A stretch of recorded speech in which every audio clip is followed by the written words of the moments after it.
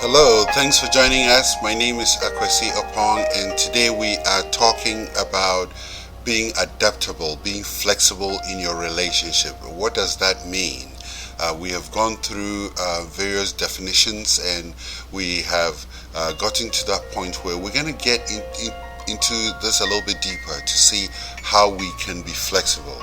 You know, many of us have a hard time being flexible, especially in our relationships, and we fail to realize that it is the lack of us being flexible often makes the situation worse. So the more rigid we are, the more difficult situations in life become. Especially when we're going through difficulties or challenges in our marriage. So being flexible means that you're going to listen to your spouse's point of view, you're going to be patient, you're going to apply love, you're going to show respect, you're going to be open to your spouse's ideas, even if it's contrary to what you believe or it's not in your comfort zone.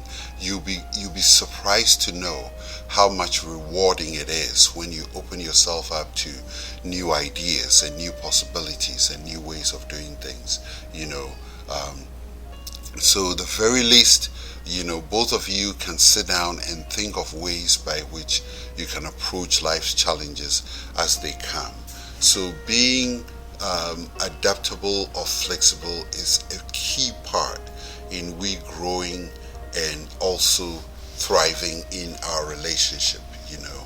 Um, so if we adapt to situations, if we are flexible to situations, it helps us so that life's harsh situations will not impact us. So it's the thought that something did not go the way we want, or we were not able to reach a certain mark is what makes us uncomfortable, not what really happened. So think of it, the thought that something did not go the way we want, that's what makes us uncomfortable, not what really happened. I wanted to say it again so that you really understand that. One of the questions I always ask myself is it true? It's what I'm thinking about true, or is what I'm struggling about, is it true? Because if the issue is that your spouse has a view of something and you have a different view, and maybe your unwillingness to adapt is because of fear, or the fear that your views will not be met. But the question is it true? Because if you and your spouse are weighing the options, then it means that your spouse is willing to listen. So we have to open ourselves up and create that space for us to be able to truly enjoy our relationships and make sure that we are adaptable and we are able to apply a lot of these skills to make sure that we are thriving in our relationship. Making a choice to surrender. It's a choice. We said that it's a soft skill. Being adaptable is a soft skill, but are you making that choice and say, I'm just going to let go some of these ideas, I'm going to let go some of these views that I have so that I can be more adaptable? So how do you want to think about the situation? How do you want to go about being adaptable? You have to adjust your expectations. I think we touched on that already. How can you deal with the situation in a different way? The things around me does not determine my happiness. So that view that you're holding on, that idea you have where you think is the best way to approach the situation, adjusting it, will help you to deal with the situation in a much better way, because your way is not only the best and your approach is not always the best. If you know God is in control, then He's got you. He's definitely going to help you through it. Yeah, so being adaptable means that you are going to let go some of the ways and views that you have about some of these topics and some of these things here. How are you waiting for people to change before you're happy? That is a very good point. I can't say this enough. I wish my wife will come on and describe this to you. She has a way of talking about it that we shouldn't wait for our spouse to make us happy. And it's just so true, because does our happiness depend on us being rigid, and we dig in our heels and say this is my way and this is how things has to be, or we look at issues as if that you say, I'm the man, so I'm not supposed to cook, or I'm not supposed to take care of the baby. That is being rigid and not flexible. Let's say you've spent the last several years going to a certain restaurant or maybe a certain place for vacation, and your spouse is suggesting, why don't we try something new? As if your happiness depends on it by going to that same place you've always suggested. But opening yourself up, you quickly find out that there are other options out there, there are other ideas out there, there are other places where you can go and still find satisfaction, joy, and be able to celebrate a great time with your family. So your ability to know, or the knowledge of the fact that being rigid or going the way that you think doesn't determine your happiness. Sometimes there's more happiness in you going, following the idea, the views of other people or the suggestions of other people. Yeah. If you know God is in control, we've talked about that.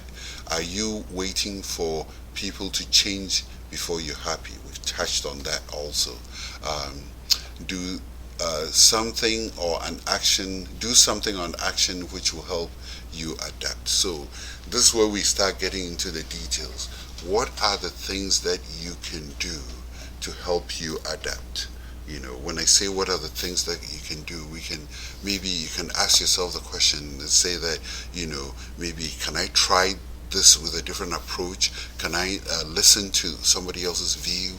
Or one that I will do is lay the facts on the table. You can write them down and say, this is one view, this is the other view, and maybe go through a process of eliminating all the pros and cons to see if you can use maybe a scientific approach to see what the benefits of your view or the other views are that will help you to make the decision, and then start doing those things that can help you to be very adaptable in your approach and the way you do things. So as we go through this, we want you to think about all the ways that we can be adaptable. It can come right down to your home. What are the things that you can do to make sure that you are helping your spouse? And when it comes to that, being adaptable is key, because you will have to do certain things that maybe you never even saw your dad do it, or your mom never did it, and you feel that that it's a gender role. But in these days, gender roles are very important. But when it comes to helping each other and running our homes and building our relationship, we have to be ready to help do things like, taking care of the home. Like when I talk about gender roles, I'm talking about the things we do, taking care of the home, cooking, cleaning, working. And now, a lot of women work in our society today, and they do very well in the work they do.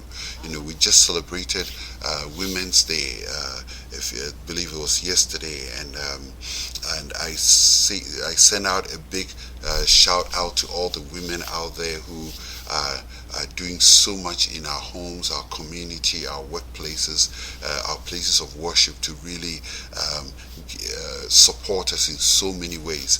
They are being adaptable in so many ways, because they go out, after a hard day's work, they come home and still make sure that our homes are running.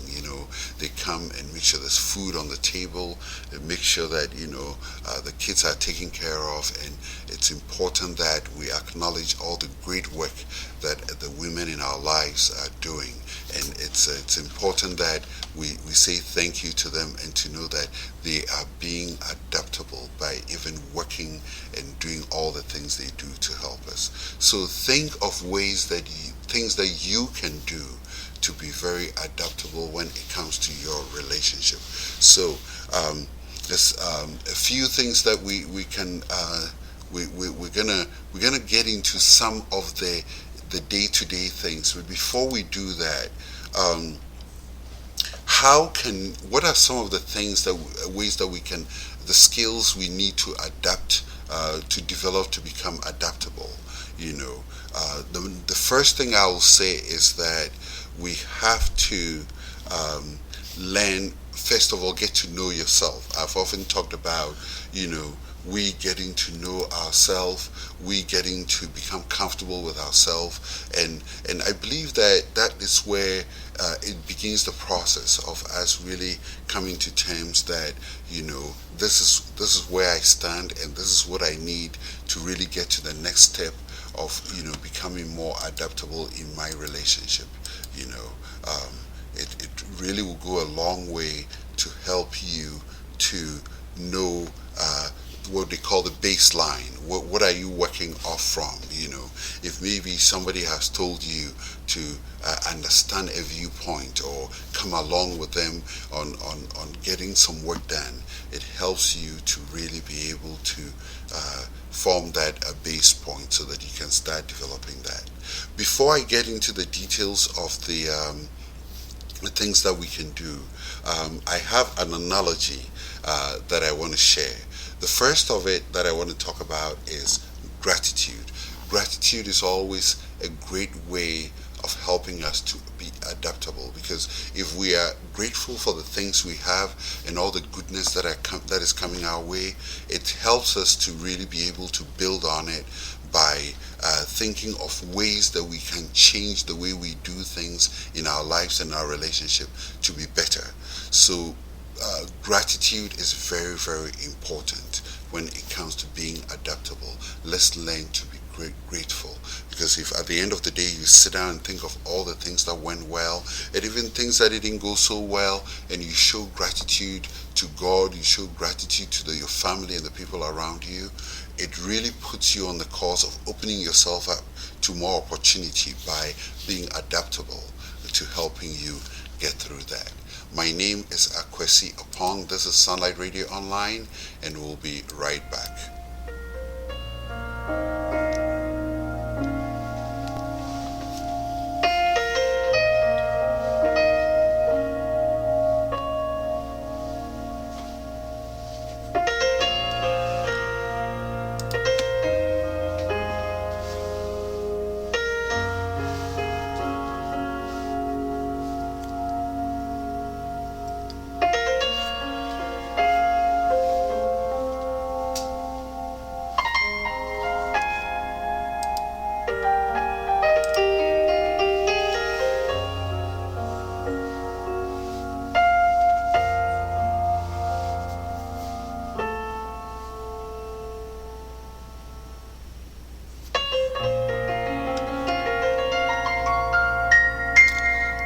Hello again, and thank you for joining us. My name is Akwesi Opong on Sunlight Radio Online. This is Couples Date Night, and today we are talking about being adaptable in your relationship.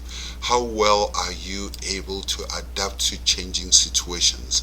How well are you able to take up more responsibility when the demand is on you to do so, especially in your home?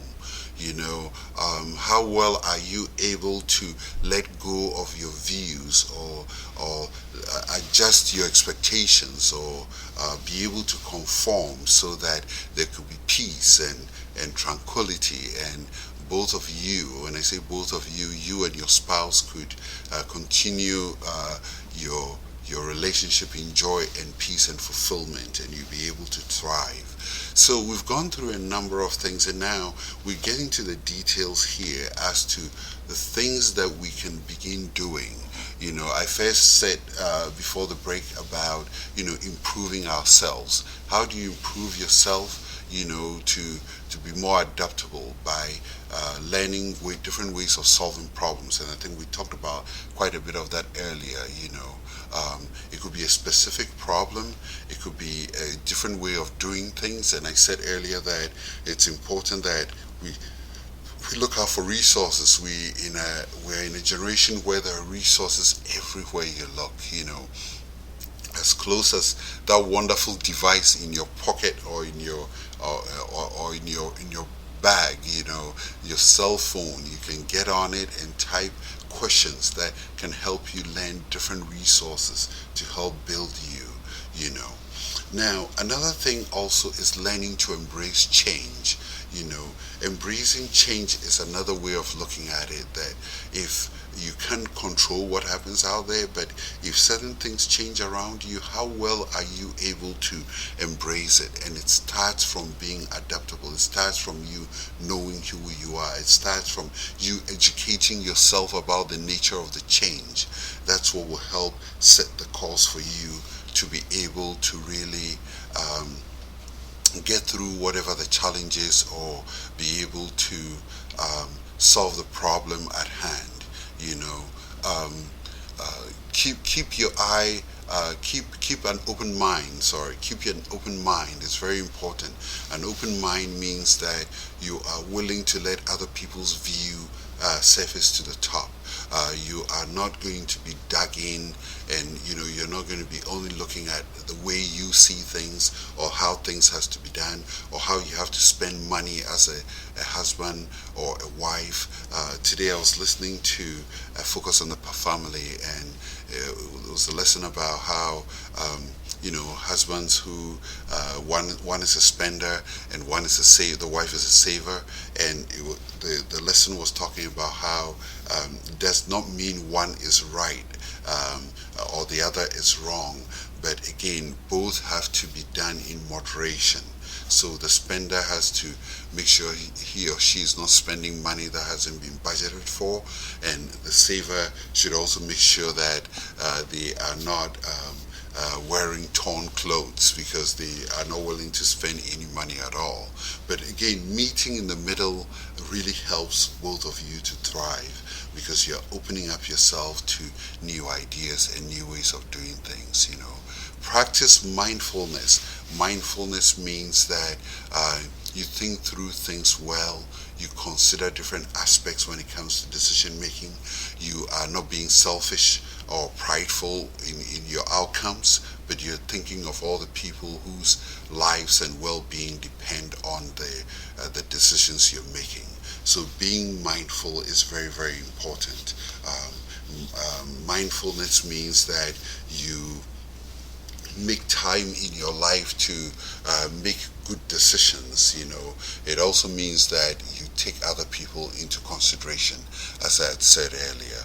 So mindfulness is a key part of becoming very adaptable, or developing the skills of being adaptable. Yes. So push yourself out of your comfort zone. I think we've touched on that enough, that how much you are able to set goals and really hold yourself to it, or go through that enduring process, going through that self-control of saying, I'm going to really push myself out of my comfort zone to do certain things, to maybe dance, or maybe to listen more, or to go out of your comfort zone to do certain things, will really put you on the path to the point where you can really start growing in becoming more adaptable. So these are some great ideas that can help us to really get to that point of being very, very adaptable in our relationship, because a rigid relationship will only leave both of you very unhappy. So let us put in the effort, let us put in the time and everything that we need to do to become very adaptable in our relationship. Now, there's an analogy I want to give to you. It's something I learned this past week. And when it comes to being adaptable, I want you to think of water. We drink water every day. We use water to take a shower. We use it to cook. It powers a lot of things around us and, generates electricity. But I want you to think of how adaptable and flexible water is. Think of it this way.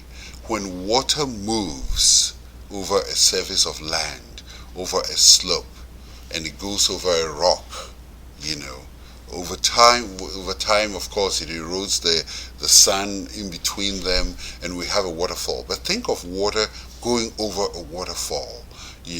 If we were, as human beings, going over the waterfall, we'll scream and say, "I'm gonna fall, I can go over the waterfall." But look at how water goes over the waterfall. When you look at it, it's a sight of beauty, because the water is so flexible. It just allows itself to go. And I'm not saying when you're falling, don't support yourself. That's not what I'm saying. But the point is that look at the way of water, how it flows, with no restrictions. This same water gets to a valley, and it stays in the valley, and it becomes a lake. We see beautiful lakes. We go up to lakes to swim or for a boat ride or all the things that we do on lakes. Water is adapting to the environment. When it's over a rock, look at what it does, a waterfall. When it gets to a valley, it becomes a lake. When it flows fast, what does water do? It erodes. And look at the result of what erosion can do when you think of the Grand Canyon. Look at this massive land that has been carved by water, because water adapts. And the water was able to do that because the underlying rock was very porous. It was soft enough for the water to make all these channels through it. So again, water is adapting because that water had speed, it had movement in it, it had the ability to carve and make the Grand Canyon what it is today. Again, we're still with water. What happens when it turns cold and water is frozen? It becomes ice. And again, we enjoy it. Water is just adapting to the situation it finds itself. It's cold, so it freezes. And we all can benefit from what ice can do for us. I'm not to tell you I know how to ski, even though I've gone skiing before. Not to tell you I fell a number of times, but it was a great experience. But look at what ice can do.